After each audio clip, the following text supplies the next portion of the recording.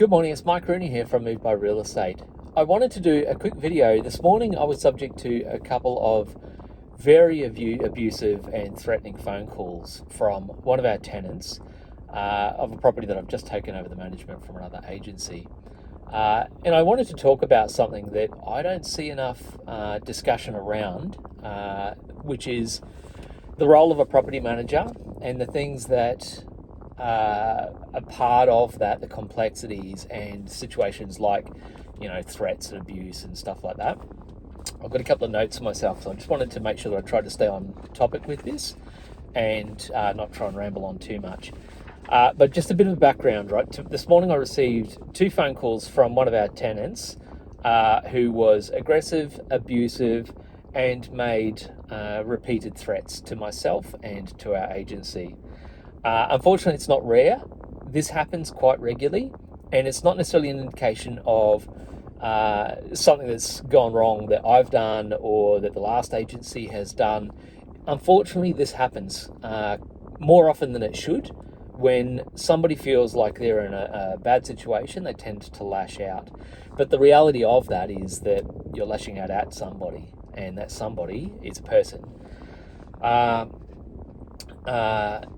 The nature of the job I wanted to talk about. Property managers are the meat and the sandwich, stuck between owners, tenants, and contractors, insurers, and more importantly, the legislation. We don't own the property, meaning that we don't get to make decisions. What we do is we act based upon the legislation and the instructions of the owner and respond to the marketplace and all those other things. But we don't own the property. We also don't make the laws, but we are bound to them. Real estate agent, or particularly a property manager, is a licensed role. It requires that I remain licensed. It requires that I'm educated in that license. It's like driving a car. You can't drive a car without a license. You can't be a real estate agent without a license. It requires a lot of legislation be maintained and upheld, and that is one of the key roles of a property manager. But we don't control those laws. Much of what we do is dictated by strict legislative requirements that we must follow, even when neither side is happy. And that's a relevant topic as well, because that happens very often, where landlords maybe not happy with what the law says, or a tenant maybe especially not happy with what the law says, what their obligations are. The other thing with that as well is that on both sides, tenants and landlords sometimes don't fully understand the current legislation, or particularly in Queensland, the legislation's had a lot of changes in the last couple of years. So what they thought might be true, or what they'd heard might be true. Particularly, I think this is more relevant with tenants and landlords. I think landlords are more prone to sort of try and stay up to date with legislation, or particularly, I know I try to keep my landlords up to date with what that legislation is as that changes happen. So they're more aware, I think, than tenants tend to make a set of assumptions based on what they thought, which is just human nature. It's a highly regulated industry. Residential tenancy is one of the most heavily legislated areas affecting the general population.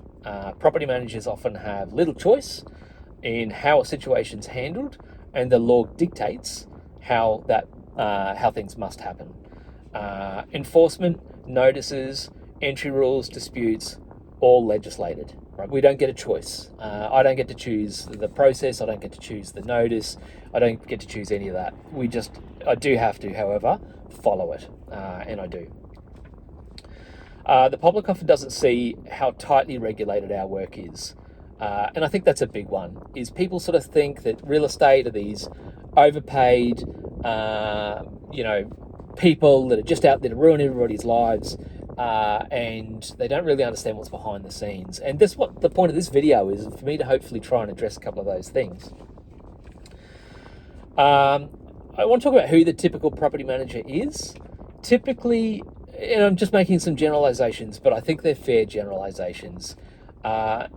Overall, it's a predominantly woman-based role.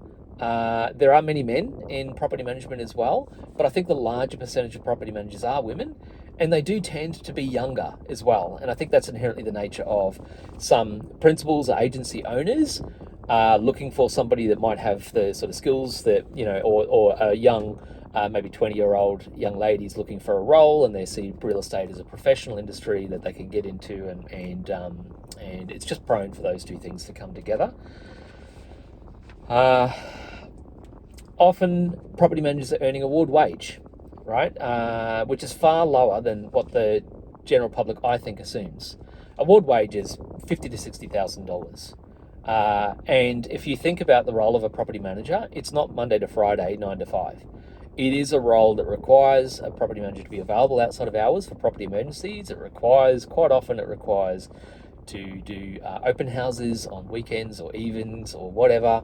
So there's a lot of additional hours, and a lot of additional work that goes into that award wage. And I think a lot of people don't realise that as well.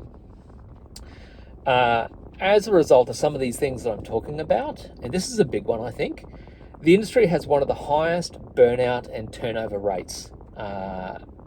And that's a result of relatively low income, these complicated situations, the high demand, high stress role that is required of a property manager to do these things. And that is something that, some people thrive on that and they excel, and they typically, the really good property managers will have a lifelong career and be very successful. Some people get into it and decide it's just not for them, or they have a bad experience, they cop some abuse, or someone threatens them and they just decide, why would I do this for this money? And again, that's kind of the point of this video, but I wanted to cover these other things off first. Now, the thing I want to talk about, which is abuse and threats. Unfortunately, it is a common thing in property management. While 99.999% of tenants are good, normal people, they just want to pay their rent, they want to be happy in their home, and they don't want drama, they don't create drama, they're respectful, they look after the property, they pay their rent on time. That's most tenants. However, there is a small number, and the truth is it only takes one, right? It only takes one tenant who maybe even they've been great tenants, right? Maybe just their situation changes, right? Maybe their life falls into turmoil and things stop going the way they plan. They start to lash out, they become abusive, they start threatening. I feel like there's two types of people. There's, in those situations when life starts to fall apart, some people just go, hey, I understand my life's starting to fall apart, I need to do something about this, take a little bit of responsibility, make some changes, do what they need to do. And there's other people that maybe are the opposite of that. They don't want to take responsibility. Oh, the world is out to get me. You property managers are all assholes. F you. I'm coming for you. I'm going to attack you. You guys are overpaid assholes. So who gives a F? I say this stuff not because I'm making it up, because it's stuff I heard. In fact, it's stuff I heard today. And that's what's prompted this video right now. It only takes one tenant, and it often is only one tenant. However, if you only have one tenant in a year of your career, but that tenant is highly abusive, threatens you as a person, threatens your career, makes public statements about you, harasses you, gets on the phone, sends you a torrent of abuse, sends you a torrent of emails, SMS, all of these things. And again, this is from my personal experience, what I've experienced. On many of occasion, I've been subject to this. And while I'm quite resilient, I've been through some things in my life, I think some people in this role are not as resilient. But in my opinion, nor should they be. This is not something that any person should be subject to in their normal operation of their employment. And that's why I wanted to bring attention to this with this video. So I hope you're sticking with me on this, and I hope I'm not boring you. Threats, intimidation, verbal abuse, these are things that property managers encounter regularly. No one in any profession should be subject to this behaviour, regardless of the situation, regardless of whether somebody feels like the property manager's made a mistake, whether they disagree with the situation, whether they're upset because the property manager's put in a situation where the owners asked them to take an action, or the situation dictates that they are required to take action. They are still should not ever be subject to that level of abuse. And this comes to one of these things that I wanted to talk about, particularly around the government. The government's made, I mentioned it before, a lot of changes around the legislation around tenancies in Queensland. The Queensland government have made these changes, and a lot of these changes have revolved around tenancy rights, which is a good thing for there to be, right? Tenants need rights, and just as a caveat, I'm a tenant myself. I both own property and I'm a tenant as well. So I'm both, and I'm a property manager and I'm a real estate agency principal. I'm all of these things. So I feel like I do have a good understanding from all aspects of this. So tenancy rights is an important thing. However, what's not been taken into consideration is the fact that property managers are the RTA is the arm of the law that functions upon the grooming, the Act, right? The Act is what we all operate within. And that Act is managed by the Residential Tenancies Authority. However, the RTA are not the hands on the ground. The actual people that pan that out, that actually manage what the legislation requires them to do, that's the property managers, right? That person in that role. They are there to act within the legislation, to represent the landlord, and to also ensure that the tenant's rights are upheld, right? So that's a lot of things to juggle, and that very much makes that property manager the meat and everybody sandwich. It's a very complex, very difficult role, and it's made perhaps more difficult with some of the recent legislation that came into effect that puts tenancy rights front of house, which is critical. That's very important. But also what's very important is landlords' rights. They own the property, right? I think we all have to understand that if, and this is a slightly different thing, but it is very relevant to this, if you create a situation that does not warrant investment from people who have a little bit of money set aside that might buy an investment property as a rental, if you create a situation where they decide it's not worth them doing, and they say, well, screw this, we're going out, we put our money elsewhere, we're not going to have rentals anymore, it's not worth this. They sell their property, and this is definitely what's happened since the last few years, is a lot of investors have sold their investment property. Guess what happens in response to that? You end up with a rental shortage, right? A shortage of available property. When you have a shortage of available property in a fair market, which is what real estate is, right? You have more tenants looking for available property than there is property available. Real estate's always a supply and demand. If there's very high demand with lack of supply, that pushes price up, right? That is not in the benefit of tenants. It's tenants that suffer significantly from that. Right, so we have to balance these things. We have to make sure that everybody's rights are upheld, right? We have to make sure that tenants' rights are upheld. We have to make sure that the landlord's rights are upheld. We have to make sure that this is a win-win situation for everybody involved, that the landlord can get a return on their investment. If the landlord just wins all the time, that's not fair to tenants. If the tenants win all the time, that's not fair to landlords. They'll just give up and leave. They just won't do it. So it needs to be balanced, right? That balance is the key. And that is where a property manager falls in to this role, to be that person that's juggling all these things, handling this legislation. And it is very, very technical and is very complex. There's a lot of emotion involved at times, and people often, particularly tenants in difficult situations, lash out. That lashing out is a problem. Let me get back on track here. Almost no legislation exists for the safety and protection of a property manager who enforce these laws. When the government have come up with these things, there has been some consultation with the industry, particularly the REIQ have been a wonderful advocate for our industry. They have worked very, very diligently and proactively to lobby the government to take into consideration some of these factors. But I don't think both the previous government, who were the ones that enacted a lot of these changes, but I do think it continues into the current government, as there was a recent change. I don't think there was enough consideration as to the real world implications of how to actually do this. What actually happens for the property managers who are on the front line, what's happening for their safety, what's happening for protecting their rights as an individual, as an employee, as a small business owner, whatever it is, right, in that role. It's very complicated, and I just don't think that's been taken into consideration. I would say not enough, but possibly at all. It doesn't feel like it, certainly when you're on the front line. And I think that needs to change. And again, that's what a part of this video is about that, and I wanted to try and address that. The REIQ provides great industry guidance. I remember earlier in my career talking to one of my mates, Pete Brewer. He's been the chairman of the board. He's just stepped down. There's been a change in the board of the REIQ. Pete's been a wonderful guy. He's been a fantastic contact for me to be able to ask questions on along the way. Now, I remember very early on in my career when I stepped out of working within other agencies and opened my own agency, and I remember having a conversation with Pete around, what the value of being a member of the REIQ was.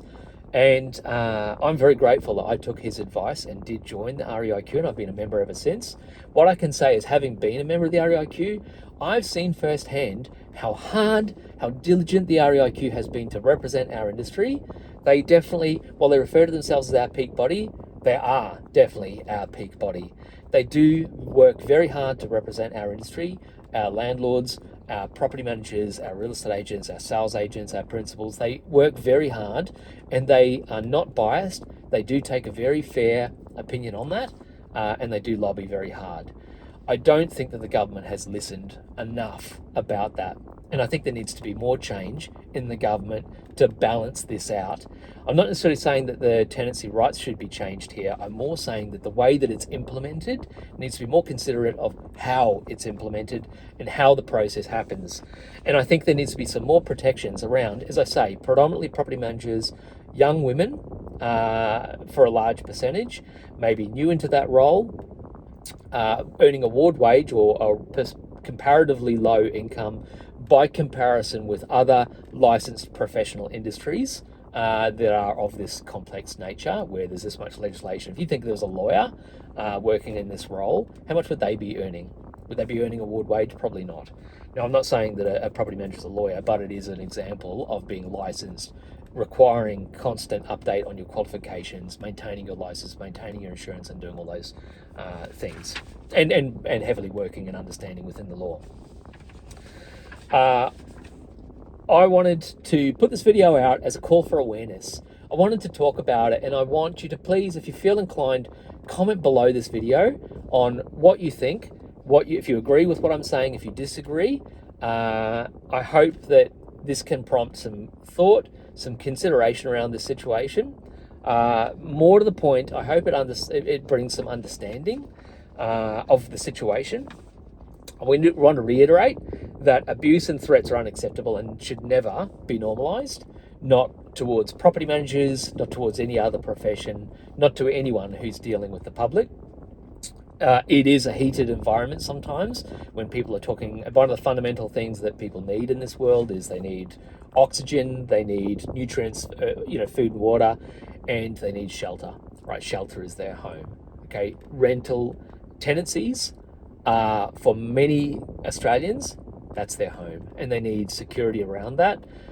Sometimes these situations can be difficult, and that is, regardless of any situation, never acceptable to start attacking, threatening, and abusing the person who's trying to deal with that. And a lot of the times it's actually trying to help, regardless of what you feel. We need greater awareness on this matter. Property managers deserve respect, safety, and understanding. I think this is critically important, and particularly with a very complex and hard role. Little empathy goes a long way. We're just doing our jobs within the legal framework we're required to follow. All right. I hope that's all I've got for this. I realize it's already about a 20-minute video, so it's a little bit longer than I'd hoped. I hope it prompts some conversation around it and some thought. Like I say, please comment below. If you'd like me to follow this up, put in your comments what you'd like me to speak about, and I'm happy to go into either some more depth around some of this stuff, or if you want a different topic, put that in the comments below, and I'll try and put together another video of this nature to hopefully address that. I'm Mike Rooney. I'm from Moved by Real Estate, and if If you have any questions, either as a tenant, as a landlord, or just a fellow property manager and you'd like to discuss, or even as a fellow principal, and you'd like to talk, reach out. I'm here to talk, and I won't judge, and I'm happy to give advice within the legislation as best I can. All right, thank you very much. Hopefully we'll get another one of these videos out soon. Let me know what you'd like me to talk about. Thank you.